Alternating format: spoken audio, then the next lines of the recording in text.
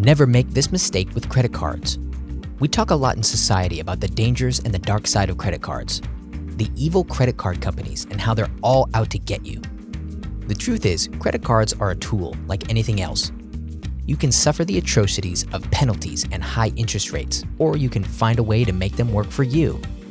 An important part of wielding this powerful tool is to understand which mistakes to avoid. But first, make sure to hit the like button, subscribe to our channel, and turn on all notifications so you never miss an update. Now, let's get into it. Credit cards. First, credit cards are not the devil. They are a great way to build and establish long-term credit and show any other creditors that you are creditworthy. Proper use of a credit card can lead to a good auto loan with a low interest rate. Both a credit card and an auto loan, when handled correctly, can lead to a great mortgage rate. The goal with a credit card is to make it work for you. The key to having a credit card is to not get bamboozled by the credit card companies. Credit card companies. Getting a credit card is a gamble. And as they say in Vegas, the house almost always wins. Credit card companies are not benevolent benefactors hoping to help you build credit. They are betting on the fact that you will not pay off your monthly balance, which means you will pay them insanely high interest rates. In which case, they win. If they don't win, however, and you do pay off your monthly balance, never miss a payment, and negotiate for low interest rates, you win. It's rare for a person to win with credit card companies. 70% of the US population has credit cards, and 34% carry more than 3 cards. 40% of accounts have an active balance on them from month to month, and the average interest rate on credit cards is 14.51%. Americans currently carry $807 billion in credit card debt. Americans are not the ones winning in this scenario. But it is possible to get the edge over credit card companies and make them work for you. Mistakes you should never make with credit cards. 1. Don't carry a balance. If you can avoid ever carrying a balance on your credit card, you will always win.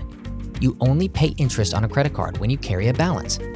The best way to make proper use of a credit card is to use it to make a purchase you were going to make anyway, and then pay off the balance before your monthly payment is due, in full with the money you would have used to make that purchase. As a bonus, you should choose a credit card that offers a low interest rate and even cash back or discount reward points like travel or gas.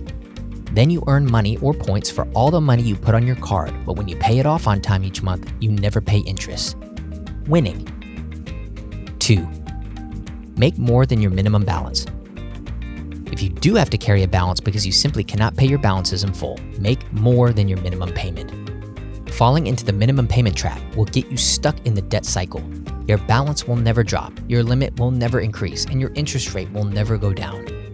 Work to pay at least double your minimum payment each month, and double that again if you can. Get back to winning. 3. Don't max out your limit.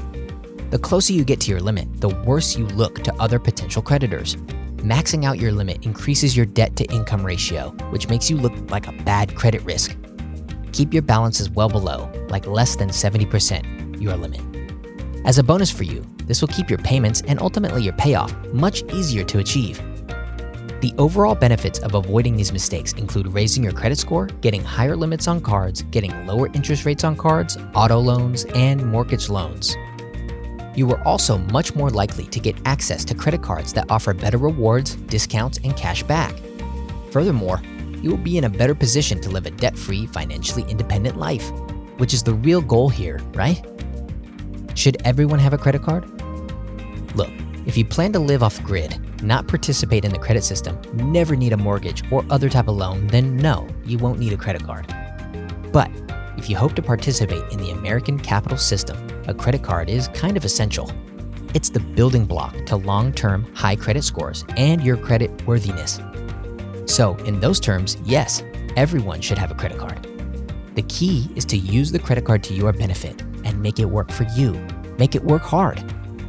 You are deserving of great rewards and a high credit score. Now go out there and get it.